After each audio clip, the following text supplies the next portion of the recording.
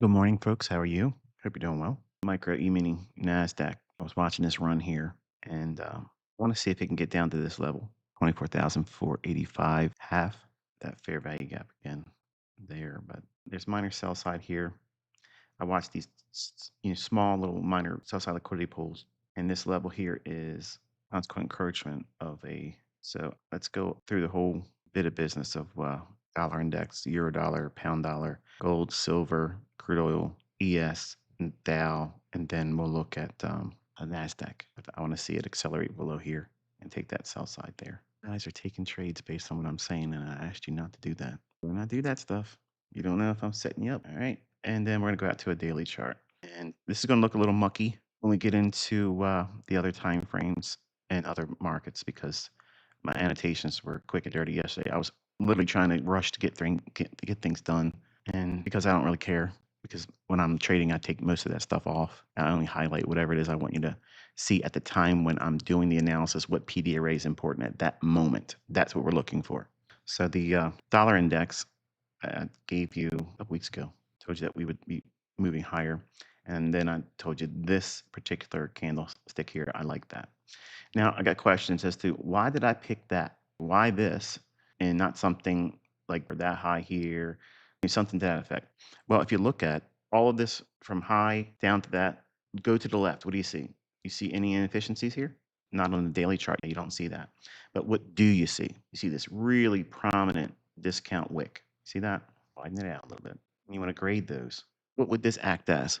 If price is below it, it was over here, you're down here, it's going to trade up to it. So these levels here, that's that discount wick that's being graded. So here's consequent encroachment, the midpoint. And then there is two levels, green basically.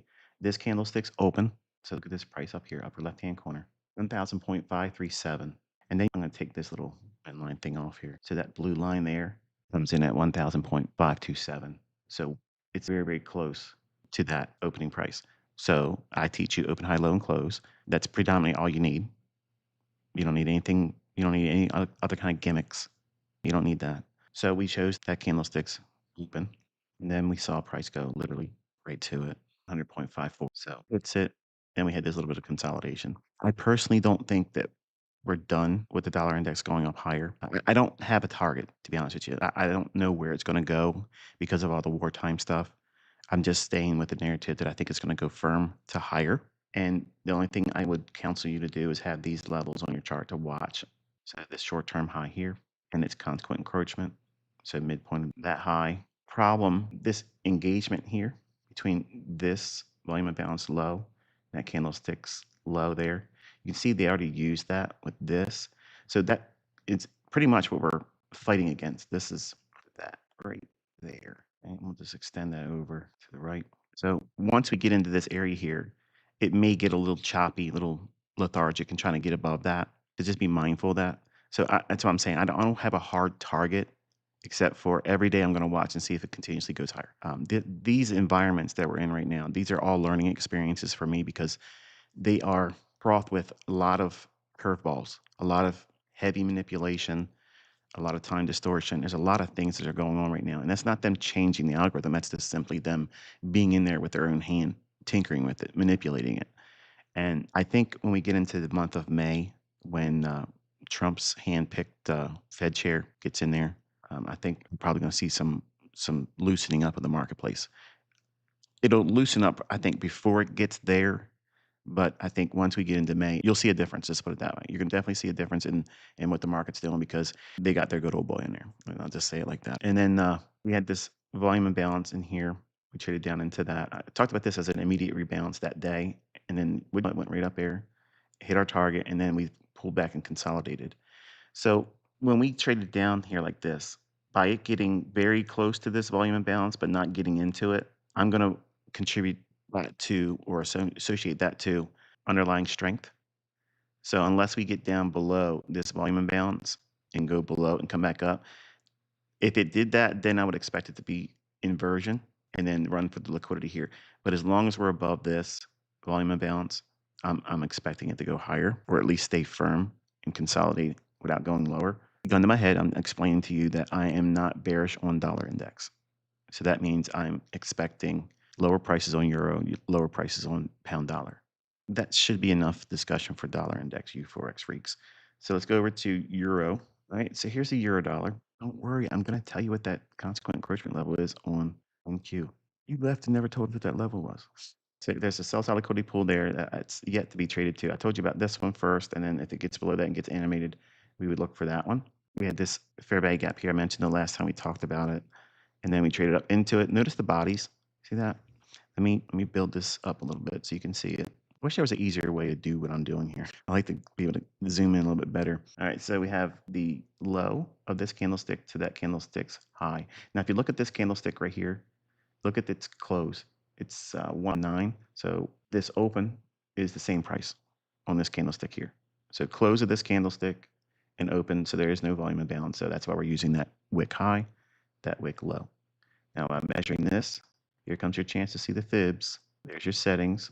These are the octants and the quadrant levels. See where the bodies are? Below consequent encroachment of that wick. That to me indicates that we have a high probability of continuation to the downside. It didn't close that gap in. We're not Chris Laurie around here. We want to see the gap stay open. Trades lower. There is sell side liquidity resting here. And then we have another pool of liquidity resting right here. So watching this wick here today, watch this wick because we were below it here at open. We traded up, traded right into this wick. We want to see this. In an ideal world, perfect scenario, we don't want to see the body laid above that. Can it do what it did here? Trade above it? Sure, absolutely. That's permissible. But we don't want to see the body be left above that. Because if it does that, then it weakens the strength signature that it gave by not having the bodies at or above consequent encroachment of this wick. That's real order flow. Okay. That's how you can see it visually. You can see what they're doing. These are footprints. You want to talk about footprints and you want level 2 and you want to go inside the candlestick and look at how many people bought here or sold there. None of that stuff is valuable because it's already happened. That number of buying and selling has absolutely no bearing. Zero. If you're going to argue semantics, how is that any more beneficial than me looking at a level like where this has already happened? But I can see it visually. I don't have to have any complication of determining what range of price action, where do I put my volume profile, where do I anchor it to, where do I begin, where do I do? Everybody's got a different, look at volume profile. Everybody's got a different spin on it. Everybody has their own interpretation of it. So which one are you going to use? The person that's going to sell you the course right now that said they just made this much money or that much money? Come out here on price action and call it every single day. Don't say anything more. Just this is what I'm doing. This is the rules I'm using. I'm looking for this and then do it. I have never seen a conglomerate of users of volume profile agree on how they do it. Now, in my book, I've decided to add a chapter on how you can use that stuff correctly. I don't use it, but I'll help you decode when to use it the right way. And you don't have to thank me either. So we're looking for lower prices if the body stays below this. It's already done enough here. And now we want to see it explore and work towards this level of minor sell side liquidity pool. And let's zoom out again. And then we'll look at, it's a little too much, Michael. Settle down. All right, so there's that pool of liquidity there. It wouldn't take much. It literally could happen before the close of this week. It's so much happening, so much volatility. It could use this whole day here and then snap down there. And then there it is. It's done it. I'm not saying that that's all there is in the cookie jar for it. I think if we get below that, we might see a little bit of exploration lower. To what degree, I don't know, but I would compare it and contrast it with the momentum that would be seen in pound dollar. All right, so let's go over to that, GBP, USD, or as we commonly refer to it as cable. All right, so I gave this balance sell side efficiency, and I mentioned how I felt that over time we would graduate down to this sell side liquidity pool. That's what I'd like to see it. And everything I'm teaching is for free. So please stop asking for paid mentorship because I don't do that. But if you learned those lessons and lectures that are on my YouTube channel, you know that a market maker sell model can become where it retraces back down and stop. And it may not go down, but this is where I may be wrong, is what I'm saying. The original consolidation, which is that's the sell side, that's what I'm mapping out and saying, I think and I believe that that's where we're likely to go. It's going to take a little bit of time to get there, but I think that's ultimately where we're going to go. As long as the dollar's firm, that means it doesn't drop or goes higher.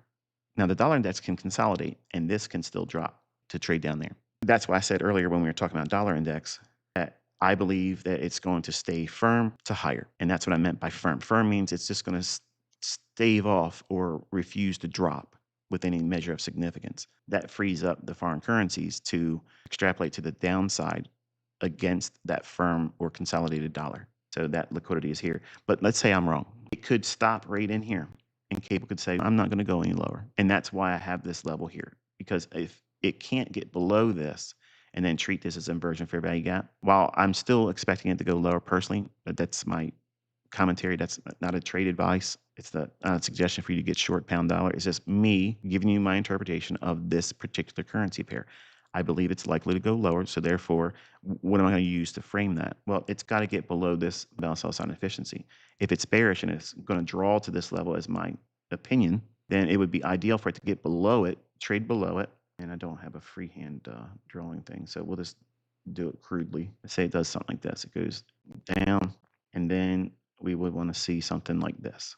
Then not straight like that, obviously, but overall, that's the kind of idea I'm looking for. If it comes back out of the low of this here on the bodies and it has some closes below it, that validates this as a potential inversion fair value gap. Then the next point is it has to be given the permission to get up into this and try to touch the midpoint. If it wicks there and then the bodies close below that midpoint, that's validation, that's confirmation. And then if it ever trades back out below the low again, the very first fair value gap or touch of that is a wonderful little entry mechanism for you to get in your demo paper short. It's not a trade device. It's not for me to sit up here and try to tell you when to get in with your real money. I'm just telling you that's how my inversion fair value gap works, because we've already done the work of being up in here. And if we leave it by going to the low and close below, that turns this buy side and balance sell side efficiency a inversion fair value gap. So that means in an ideal world, we want to see price stay out of portion of this buy side and balance sell side efficiency or anything above that midpoint. Okay. That's why it's superior to supply and demand. That's why it's superior to support and resistance. That's why it's superior to everything, because there's a very specific rule-based idea that we're waiting for. Just simply because I draw a rectangle on here and I color it orange doesn't mean that it's going to go straight down from there. There's things that have to happen. So that's the business we're looking for pound dollar or cable. I just did fiber, which is Euro USD. We did dollar index. So let me make sure I keep track of where we're going here. Bitcoin, let me just toss it in because I wasn't going to do it, but I want to show you what I did wrong here. Put it on your calendar. Today is March 19th of 2026. ICT called something incorrect about Bitcoin. What? Yeah, how about it? So anyway, what I did was I originally had this here, and I was saying how I felt like that was enough to then send this lower. And then they pumped it one more time above this high here. So I think what I was looking for back here at that high there, I think this is a much better interpretation of that same idea. I'm still expecting Bitcoin to give up the ghost and go lower. There's the sell side, and there's my target. That's what I'm looking for. Now, obviously, if this thing starts to really sell off and go after that guy Saylor's broadly mentioned threshold for which he can weather a storm going lower, which was absolutely stupid in my opinion, because now you just put a big old bullseye on that. You're basically daring them, take all my money, bro. Anyway, the liquidity there, and then we have that pool of liquidity there. So there's sell side there. So this is minor sell side. This is much more prominent sell side. Now, whenever we have two of them like that, here's where you can do my event horizon. Here to the other low right there. That midpoint, that's event horizon. Now, depending upon how astute you are with reading price action and trading, and your level of conviction, what you believe price may or may not do. You can use it for an entry technique. You can use it for a partial, which is many times what I do. For instance, because I believe it's going to ultimately go down here and lower. So therefore, if I have never traded Bitcoin, I've never traded crypto, that would be an area where you can take a partial. Then you definitely want to take something here. And then because this level is midpoint between that pool of liquidity and that larger pool of liquidity that I outlined, this would be a wonderful place to take a portion of your trade-off, because this has been in a protracted run lower for months. If you go back here, look at this shameless display. Here's why I'm saying it's going to go below 100,000. Just be careful. And we went lower, and some guys were coming at me when I posted that. Oh, it's probably going to go down to 99, then it's going to go up to 150. Well, it didn't do that. And that's why I'm saying I only post commentary about this asset class because I don't want people getting hurt. It's mania in this stuff still. And whenever there's mania, just like silver, we're going to get to that next, it can hurt you. When emotions are high, they know that you're not going to think clearly.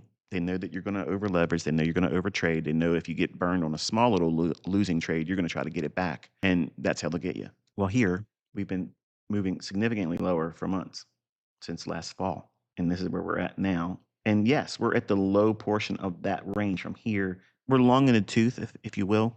meaning that we're part of a run that's been really well established lower. So because of that, it would be good to take something below this low, and whatever your position size is, take about 25% of the remaining portion off when you're at event horizon, something like that. That's how I would do it. I'm not in it. I'm not saying you should do that, but I'm answering questions because they're always posed to me. And then I would let the runner reach for the rest. Because what that does is it frees up this portion from this midpoint between these two lows. In case you came into the stream late, I'm measuring that low, that sell side liquidity pool, and this low, which is below that, is sell side. So whenever there's targets that are converging below price action, if I'm bearish, I'm going to look for where I would stage my exits. So there's got to be an extraction point. And at what degree, how much am I going to take off? That is left to you. But because we're in such a long, drawn out move lower, this right here, I would interpret that as a wonderful area to take 25% of the position off minimum. It may even be more, okay, in other circumstances. But in here, that's how I use it. And then the balance would be just simply reaching for this. Or you can take everything but the last 20% off below here and then leave that remaining 20% of the original position you assumed when you were shorting, leave that 20% running to see how far it can go down. And that's just one way of using it and how I interpret event horizon. And this is a targeting strategy with it. I've used it many times without your awareness of entering trades and adding partials to an existing position. But I'm always using highs and lows when it's drawing down to it, or between highs and a higher high, midpoint of that, I'm using that as a partial exit if I'm thinking I'm near the end of a run, or I'm adding to it there. And you're thinking to yourself, well, aren't you buying at a premium? No, because this is a level that would become, explain what I mean by that. Say price goes lower. And don't get discouraged because I'm talking about Bitcoin and you don't trade Bitcoin like me. I don't trade it. But what I'm outlining here is universal. It's not like just a Bitcoin thing. It's not just a futures thing. It's an every market thing. So it's a universal application. Teaches something, youngins. So let's assume that the market trades lower. We get below this low. Next point of business would be halfway, which is event horizon, which is a consequent encroachment measurement between an old low of that level and that level. So midpoint is right here. If I ultimately believe and subscribe to the idea that we're going to go here to that low and lower, and price trades down below this low and trades down to this. So in other words, this is say it does this. Once it breaks below here, who cares what the mechanics were up here? But we finally get below it and we trade down from that low to here. We can dilly-dally around in here, but ultimately, if we trade down that, in my mind, if I'm assuming price is here as a target or a terminus or even lower, which is what I have really made very clear, I think it's gone to zero. Laugh at me, do whatever you want to do. I don't care. But ultimately, you will see a day where you're going to see it. What in the world? He was right. Just the timing's off. That's why I don't trade it, see? But I ultimately know this is going to go down to zero. Nobody's going to want it. And they're going to do a Luna on you. One day you're going to wake up and it's just going to be zero. So the market trades down to that event horizon and then goes back to it there. As soon as it does that, in my mind, all we're doing is trading at a premium. Wait a minute, how can that be a premium? Because you just showed us on the daily chart, and then we're from here all the way down here. How's that a premium? Because the range resets. Because we broke this low here, and this is terminus. So if this is your range from low to lower low, and this is your target down here, the only thing we did was went down into discount and then right back to equilibrium, midpoint. So consequent encroachment defines that level as what? Go back and watch Elements to a Trade Setup, month 1, 2016 playlist, discount to premium to discount. When we're bearish, if price goes below the midpoint, which is equilibrium, if we trade back to equilibrium, that's a short-term premium weighted towards the sell side delivery because it's bearish on your interpretation or analysis. So that's why don't get tricked into thinking that simply because there's everybody talks about in terms of discount and premium now. And sometimes when they draw their ranges, they determine what it is they think is discount or premium. It really isn't. And sometimes they'll say, I don't want to sell short in here because we're too far in a discount, and they don't understand how the range resets when we take lows out that are part of a larger run. This is just qualifying. Now this range is valid. So what's the low of that range? The next pool of liquidity, which is that low over here. Don't get so crazy about being fearful taking setups because it's perceived in your limited exposure and understanding about what is I taught. There's going to be many times that you're going to look at this and say, I wouldn't have taken that trade, and look how much it kept going. Why did that work? I'm teaching it to you now. There's so many questions you guys ask, and there's also so many questions I know that I'm going to inspire by my new lectures this year. I already know what you're going to ask, but I also know that you don't need to know that information right now. There's bigger things on your plate that you need to eat. All right, so that's the business there. Just lower prices. Ultimately, just that's the level I'm looking for. 49,000. That's what I'm ultimately looking for on an intermediate term basis. Short term, we're looking at that low, the event horizon, and then once we get down here, if we start to really accelerate to the downside, we're back in the 20,000s. All right, so let's go over to let's do gold first, then we'll do silver. Oh my goodness, it's almost like this guy knows what's going to happen. I know some of you don't want to believe it, but go back and watch the other live streams. It's almost scary, isn't it? I said that as long as we are staying in here, if we go below it and come back up, treat it as inversion fair value gap. We can come back down into here and then ultimately trade into the consequent encouragement of this wick. And then now we have smooth lows in here. So there's sell side liquidity resting right there. Okay. Now go back. Let's do some time travel for a moment. When we were trading here, I said it would be uncivilized for you not to be taking profit in silver and gold. Everybody else was bullish to the moon. This is not me. Believe me, I know how to brag. This is not bragging. I want to talk to you in a way when I'm taking my time to sit down and warn you about the risks, because all of you want to hear about the good stuff. Get me in a trade. Yeah, tell me how far I can see the price run and make money. But none of you want to listen to me when I'm warning you. Oh, you old man, shut up. Remember, I'm the one that's retired, and you're the one listening to me. I'm not listening to you. Okay. So if you're going to spend any time with me, just consider my motivation. I'm trying to prevent you from hurting yourself. I've done it lots of times as a 20-year-old. I did it a lot. And a weaker person, a less inspired person, a less determined person would have given up. I wasn't going to give up. So to prevent that stuff from happening to you, because the markets are extremely difficult right now. They're very hard, even for me right now. It doesn't seem like it because I'm still calling stuff and it's working out, but I'm extremely dialed back in terms of my involvement. I've been very blessed with the ability to be able to see lots of setups all the time, but just because I see them doesn't mean I'm willing to take every single one of them.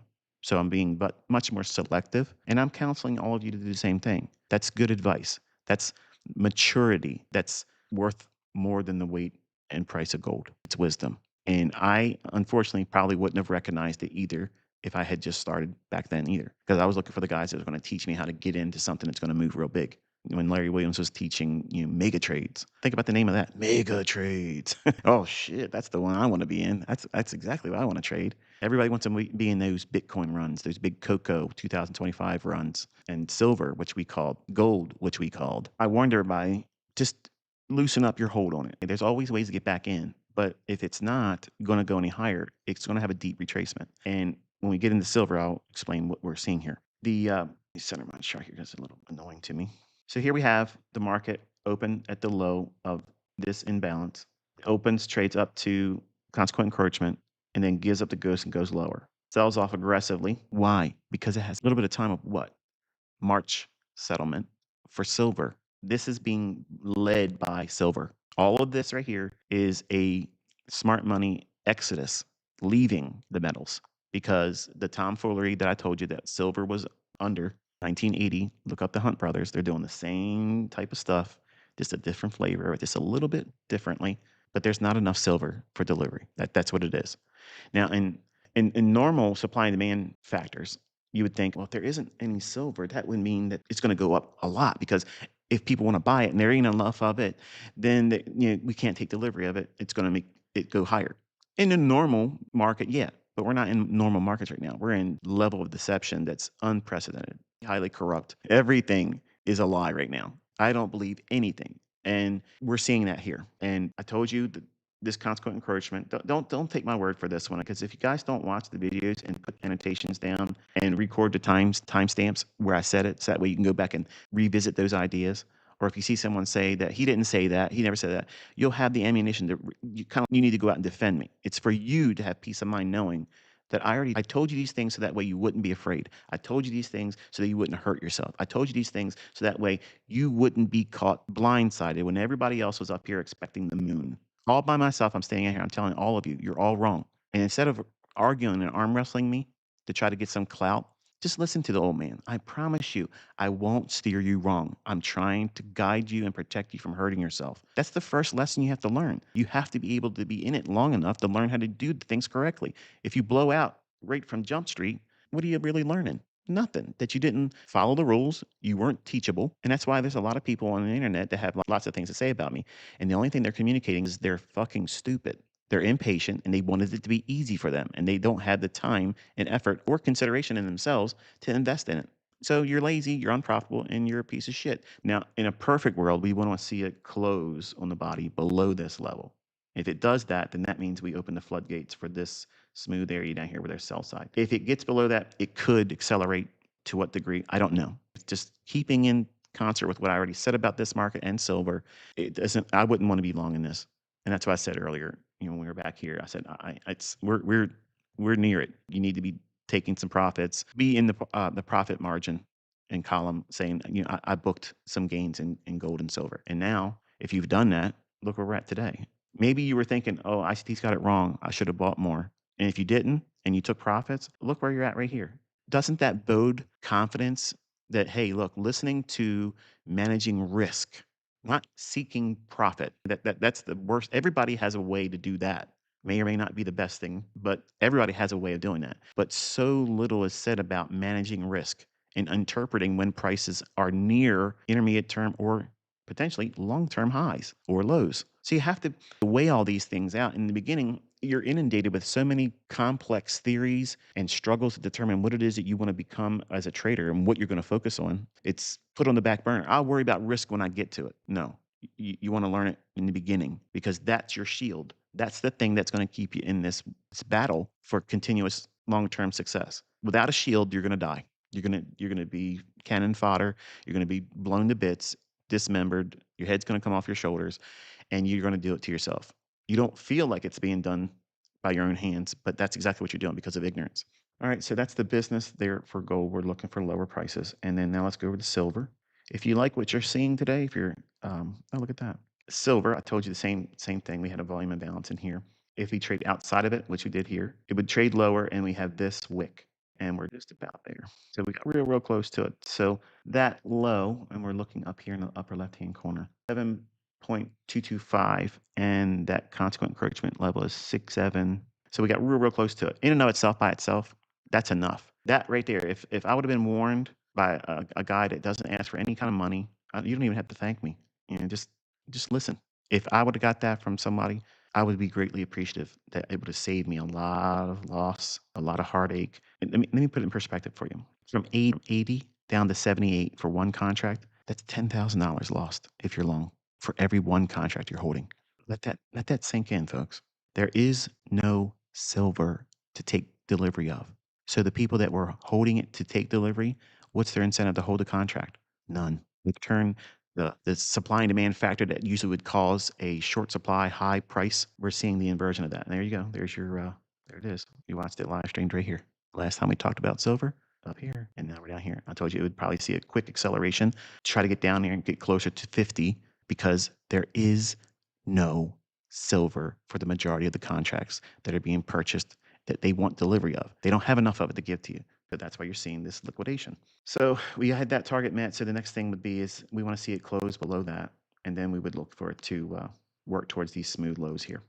All right, so that's the business on silver. All right, so let's take a crude oil field trip over here. I know this guy does all this for free. Do I believe crude oil is going to go higher? Yes. I believe we're going to have $5 a gallon in places that don't know. I know in California you guys paid too much, but I believe in my local area we're at $3.60 some cents. I think the last time I remember looking at it. It may be a little bit more than that. I don't know because I don't really care too much about what the price is. I hate to sound that guy, but only because I talk about the markets and my wife sees the price and she knows that her friends and family members are complaining about how much it costs for them to fill their tanks up. And some of them bought SUVs. And now they're like, man, I got to put $80 to $100 to fill up my tank. Well, you own an 8-cylinder, you're going to pay that.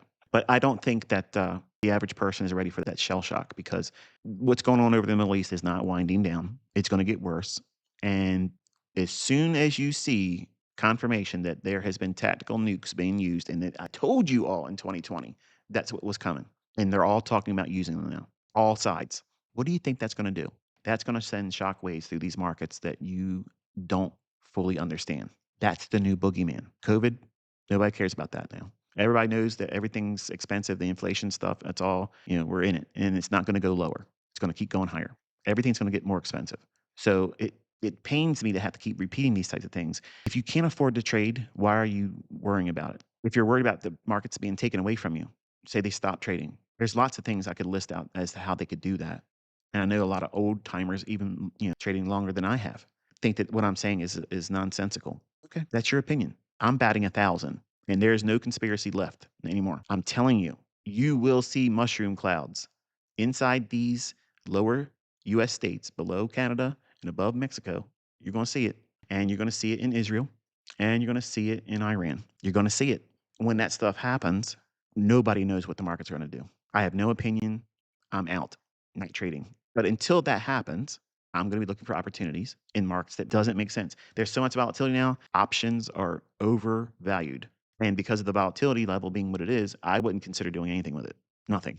Treat it like a rattlesnake. It's already did what we said was going to happen. It already did it. So just treat it like a rattlesnake. Yeah, it's there. I'll look at you. I'll admire you from a distance, but I'm not trying to touch you because it's going to bite you. All right. So let's go do yes, micro S&P.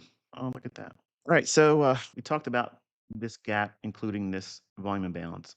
We traded up the consequent encouragement on that yesterday and then traded lower. And now we've taken out that shallow run. I told you that this liquidity pool here, when we pierced that, that's not enough. And now we have a little bit more pronounced drop below that. So that's in spec basically what we were looking for. This really ugly price action and ultimately just wilting going lower. This day, today, March 19, 2026, will be a defining day for whether or not this is a sustained price run lower or if they want to go higher. Let me just say this, and then I'll move on to the NQ because that's where I really want to be talking about. And I hope I didn't bore you. Actually, I'm at that final couple minutes. Let me just say this: MNQ M2. If I don't close the stream in less than an hour, it's going to not allow the folks that do the translation stuff. They're not going to be able to see it, and I want to make sure they can hear what I said. So I'll take these off real quick. Same thing I just mentioned in ES. It's already done what I told you it would likely do. So here we have this gap in here. Now watch when I do the settings. See that right here? Look right here. There's no volume imbalance. That's the one I'm going to use. Actually, let me just do this. That's why I was highlighted that, because there's a volume imbalance right down here. See the separation between that candles open? We went right up to the high of it, and then that little gap in here, where were the bodies? I know there's a lot of business going on in here. I gotta put all this stuff back, otherwise the smaller time frame charts won't look right. The bodies are staying inside of that, but the wicks are allowed to go up there and do the damage to that volume imbalance. See that? And then gave up the ghost. You heard that here first. So let's go back real quick, add all that detail, and go into the 1 minute chart. I already know I'm going to probably blow this, and it's going to move. Look at that. It came right back up to our little volume or fair value gap. The body stayed below halfway point and then ultimately went lower. This bit of business here, let me go back to that wick right there, discount wick. We're above it here, trading down into it. We want to see it trade below on a closing basis. If we close below that, all bets are off. We're going lower for a while. That's the level I told you. I'll show you where the level was earlier. That's this level there. It traded down into it. And then once it hit that, look what it did. Right back up to that fair value gap that I gave you earlier at the beginning of the stream. Then we wilted, went lower, and now we're down here. Anyway, I will quickly want to go over here. That's the new day opening gap. There's two levels there. You can see they were on your own chart. Go back here real quick. All right, so yesterday we had Wednesday's regular trading hours opening range gap in this pink area. I know it's a whole lot of stuff on my chart, but the minor buy side liquidity pool here, price went up there. That would be a beautiful turtle suit, if you were looking at all that. And then once it traded in here, I was counseling you to watch this, because if this was going to act as a inversion fair value gap, it would need to do certain things as I outlined in this lecture today. It needs to perform a certain function, and it didn't do those things. It didn't give any kind of validation of an inversion fair value gap. So it did just use it back and forth, and ultimately went back to consequent encouragement of Wednesday's regular trading hours opening range gap, hit it, and then sold off. And then right in here, I told you to watch the 1013. Note that, okay? And it's a suspension block. The bodies were kept below halfway point, and then it was a short targeting that low. And I told you that we would look for 24,809. And then as it consolidated in here, I told you watch the rejection block here, and then here. and then ultimately it traded there. That was the end of it. Then it rode right on back up to the high of that 1013 gap, which is a reclaimed sell side and balance buy side efficiency. And then look, they used the consequent correction over here, lower quadrant. And then we have Tuesday's regular trading hours opening range gap levels as well factored in here. Used the low of it there, sold off. And then this is a level that I had watched yesterday, and I was framing that with the basis of the rejection blocks. In an ideal world, it would have been better for it to just wilt and go lower, but it came back against me, and that was the end of the run. So we got down finally into yesterday's afternoon session objective, and then went back up into that 1013 gap, and then ultimately rolled over and just started running for the fences using the opening gap and the fair value gap that opened up the stream with, and that's the business there. So real quick, dirty end to a live stream that I already went over.